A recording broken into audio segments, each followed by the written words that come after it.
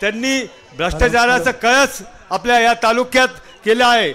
गेल्या आपण जेव्हा मुख्यमंत्री होते 2.5 वर्ष भरपूर असे आपण काम केले, पण नंतर ते 2.5 वर्ष जे शिंदे सेनेत गेल्यावर त्यांनी एवढा भ्रष्टाचार झाला का ते म्हणता का 3,000 कोटीचे कामं झाले।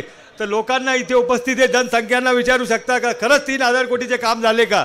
वैजापूरमध्ये आपण त्यावेळेस शब्द दिला होता रामकृष्ण उपसाचं, झालं का कर्जमाफी रामकृष्ण उपसाची? नांदूर मधमेश्वरचा खूप मोठा प्रश्न आहे। आमचा 11 TMC हक्काचं पाणी होतं, गेल्या 5 वर्षात त्याच्यावर 6 TMC आरक्षण झालं। आमच्या MIDCचा प्रश्न तसाच आहे, विनायक सहकारी साखर कारखान्याचा प्रश्न तसाच आहे, बेरोजगाराचा प्रश्न तसाच आहे।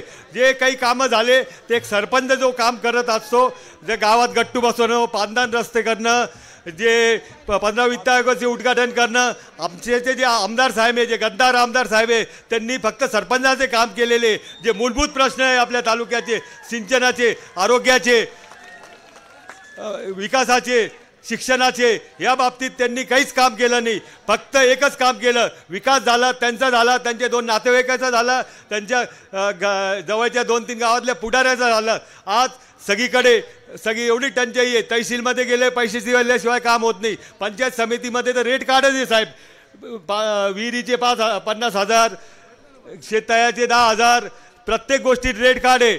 सगळीकडे कॉन्ट्रॅक्टर लॉबी, मलिदा गँग तयार झालेली आहे। म्हणून मला विनंती आहे आपल्याला का मी आपल्यातलाच आहे, सर्वसामान्य मधला आहे,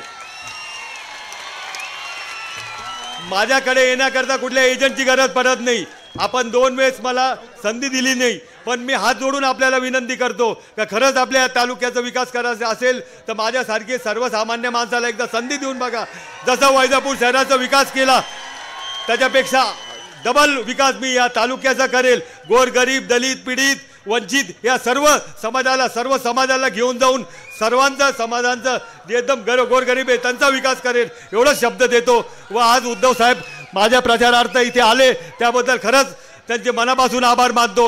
व माझे जेवढे पण बंधूंनो ज्यांना कोणाला स्टेजवर बसायची संधी भेटली नाही, सगळे काँग्रेस, राष्ट्रवादी, महाविकास आघाडीचे सर्व पदाधिकाऱ्यांचे खरंच मनापासून आभार मानतो का त्यांनी कुठल्याच गोष्टीचा विचार न करता माझ्याकरता माझं जसं आपण उमेदवारी माझे डिक्लेअर केली साहेब, सगळे काँग्रेस सगळे घटक पक्ष जसे ते स्वतः उमेदवार आहे तसे कामाला लागले। वैजापूरमध्ये मी खास करून कृष्णाभाऊचं पण आभार मानेन का ते थोडे नाराज होते, पण तुम्ही समजूत काढा त्यांची आणि त्यांना उद्यापासून कामाला लावा, कारण की कृष्णाभाऊ माझ्या विजयाचे शिल्पकार होणार आहे। म्हणून वाणी साहेबांचे कुटुंबाचं मी खरंच मनापासून आभार मानतो साहेब, पण सगळे निष्ठावंत शिवसैनिकांचं आभार मानतो, वाणी साहेबांच्या कुटुंबाचं।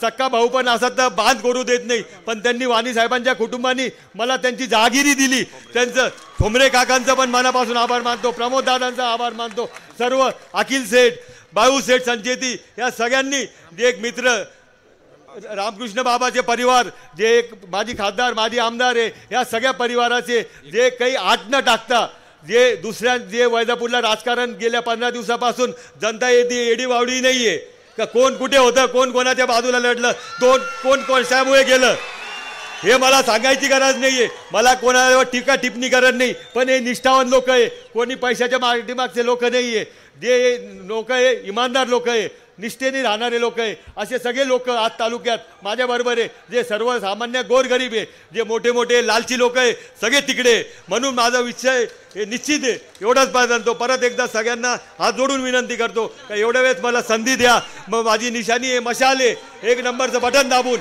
तुमच्या सगळ्या देवाच्या आशीर्वादाने 1 नंबरचं बटन दाबून जास्तीत जास्त मतदान करा, एवढंच बोलतो व माझे 2 शब्द संपवतो।